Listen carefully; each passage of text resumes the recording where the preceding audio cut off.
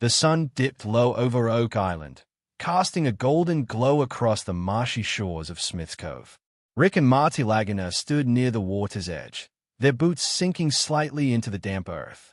The air buzzed with anticipation as the team's geologist, Terry, examined a water sample under a portable microscope. He looked up, his eyes wide. "There's something in here," he said, voice steady but laced with excitement. "Trace amounts of gold particles." The words hung in the air, and the crew exchanged glances. Gold. After years of digging, drilling, and chasing whispers of treasure, this was a tangible clue. Could this be the moment they'd been waiting for? The discovery sent a ripple of energy through the team. Rick, ever the optimist, crouched beside Terry, peering at the sample. "This changes things," he said, his tone measured but hopeful. Marty, more pragmatic, nodded. "We need to figure out where it's coming from. Let's widen the search." The brothers had been chasing the Oak Island mystery for over a decade, driven by tales of hidden riches buried centuries ago. The island, a small dot off Nova Scotia's coast, had lured treasure hunters for over 200 years with its promise of wealth and secrets. Now, this hint of gold suggested they might be closer than ever. The team gathered around a weathered map spread across a folding table. Dr. Spooner, a water chemistry expert, pointed to a spot west of the garden shaft, a deep excavation site they'd been working on for months. "The gold traces are strongest here," she said, circling an area she and her colleague, Dr. Michel, had nicknamed the Blob. The name drew a chuckle from the crew, but Spooner's expression was serious. "There's a smaller concentration within it, call it the baby blob. That's where we should focus." The map showed a network of boreholes and shafts, each a testament to years of effort. The baby blob, at roughly 9 to 5 feet deep, seemed to hold promise. Marty clapped his hands. "All right, let's get the drilling rig to borehole DN 11.5. That's our target." The crew sprang into action, the hum of machinery filling the air as the rig was positioned. Charles Borcase, the team's historian, took charge of the operation. His knowledge of the island's past, its cryptic structures and long-lost tunnels, made him invaluable. As the drill bit chewed through the earth, the team watched, tension building with every foot descended. At 78 feet, the drill operator paused, frowning. A grinding noise echoed from the rig. "We've hit something," he said, checking the depth gauge. "Feels like an open space, maybe 1.5 feet wide." The crew crowded around, their breath visible in the chilly evening air.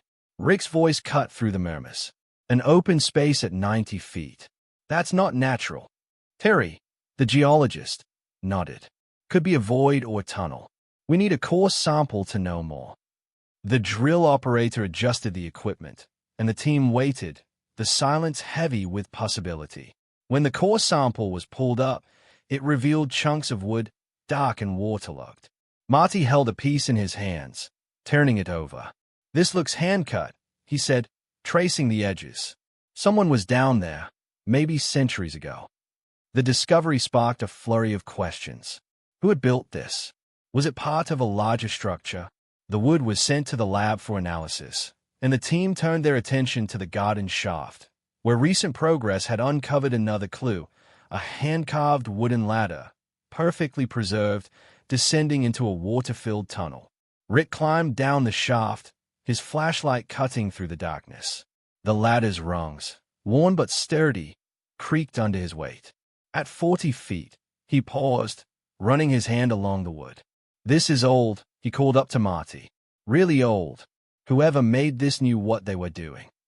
The ladder suggested intent, a deliberate effort to access something hidden deep below.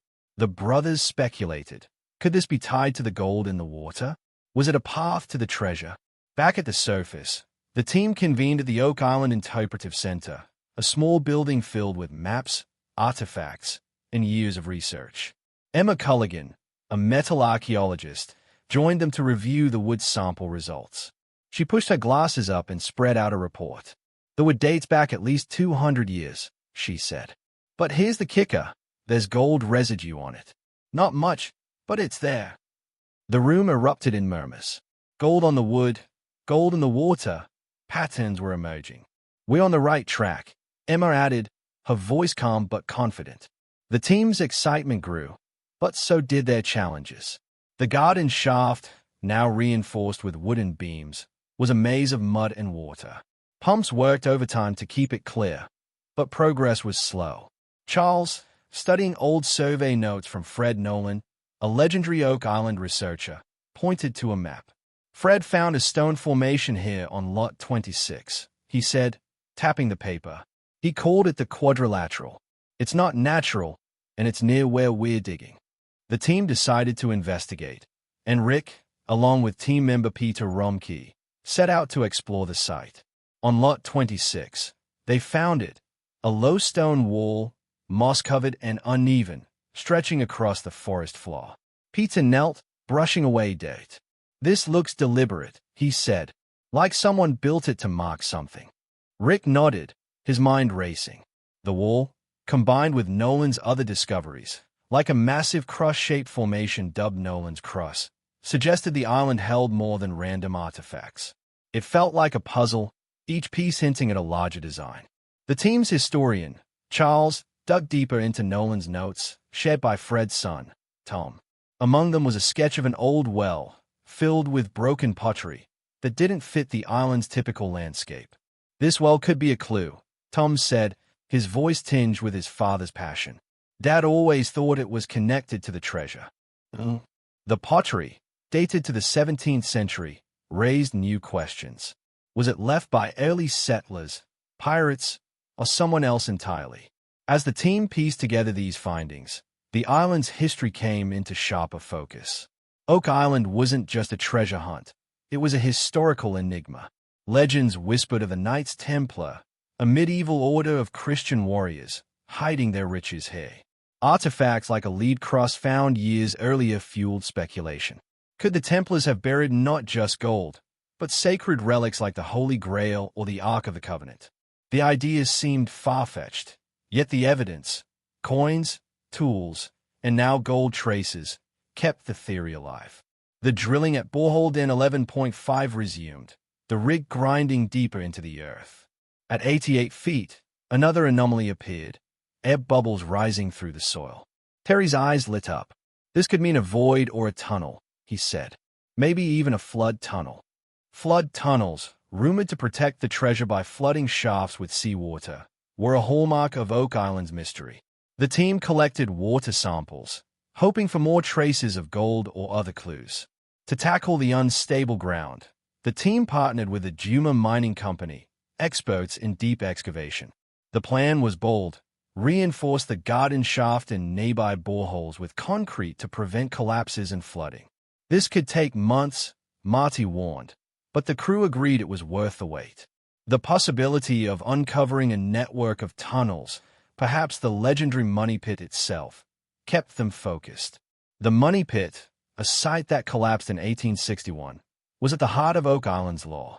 Stories told of wooden beams vanishing overnight, as if the island itself guarded its secrets. The Lagunas had spent years chasing this pit, finding tantalizing clues but no definitive treasure. The gold in the water, the ladder, the void, all pointed to something hidden deep below. But the island was unforgiving, its ground unstable and its history elusive. As the concrete set in the garden shaft, the team explored other leads. They returned to Nolan's Cross, a massive stone formation that some believe aligned with celestial markers. Tom Nolan shared his father's theory. The cross might point to the treasure's location. Using modern surveying tools, the team mapped its coordinates, cross-referencing them with the baby blob. The data suggested a convergence near the garden shaft, raising hopes that their drilling was on target. The team's archaeologist, Emma, brought in a new tool, ground-penetrating radar. The scans revealed anomalies at 9 to 5 feet, consistent with a man-made structure.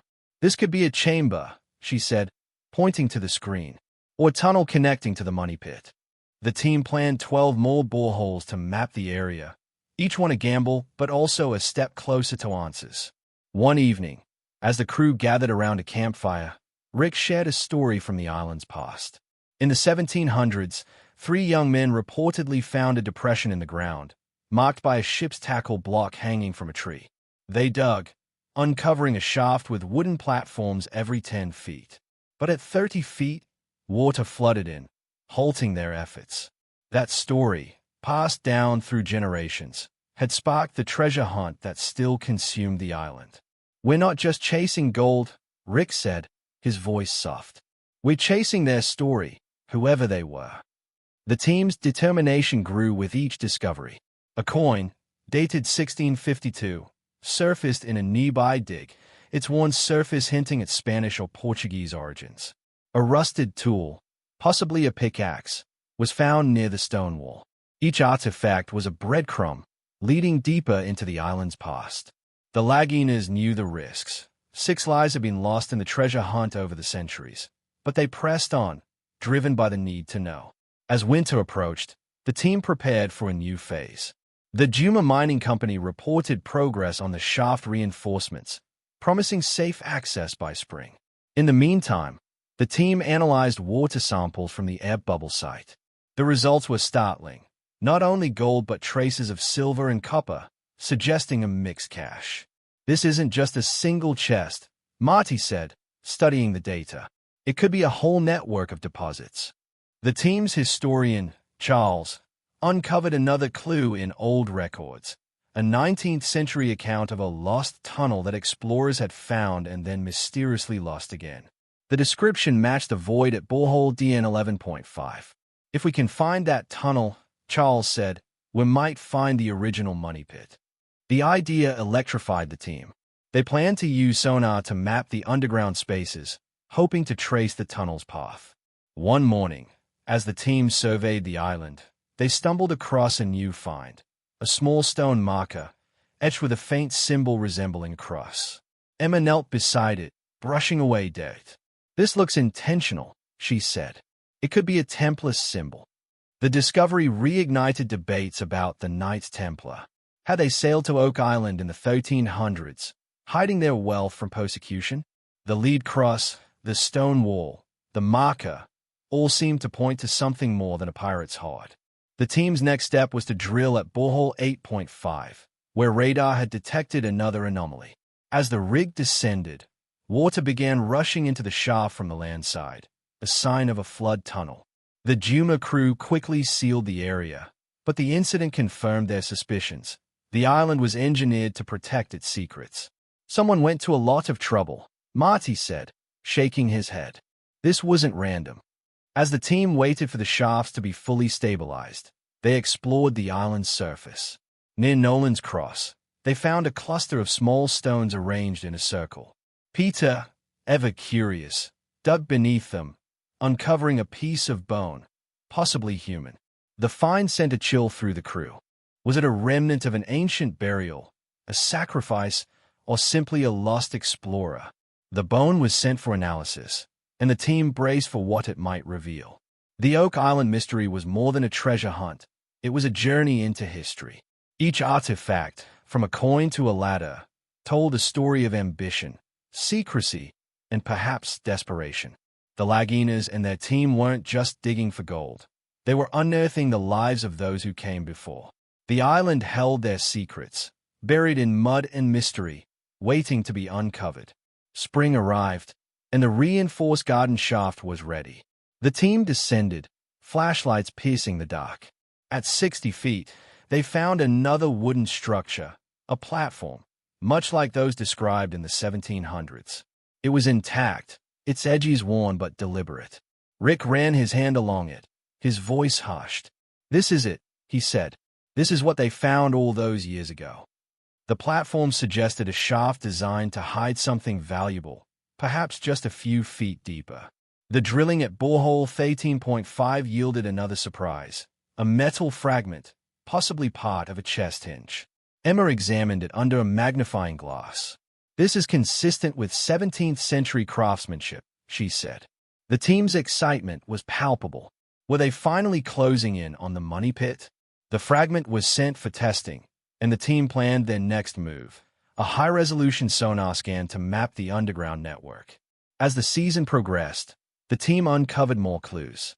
A ceramic shard, possibly from a Spanish galleon, surfaced near Smith's Cove. A rusted nail, square-cut and ancient, was found in the garden shaft. Each find added weight to the theory that Oak Island was a hiding place for something extraordinary. The Knights Templar theory gained traction, but other possibilities, pirates, early settlers, or even a lost colonial expedition, remained plausible. The team's partnership with the Juma Mining Company proved crucial. The reinforced shafts allowed deeper exploration, and the sonar scans revealed a complex network of tunnels branching from the money pit. One tunnel, running towards Smith's Cove, aligned with the flood system. This was designed to keep people out, Terry said, studying the scans. But we're getting through. One afternoon, as the team drilled near the baby blob, the rig hit another void at 9 to 7 feet.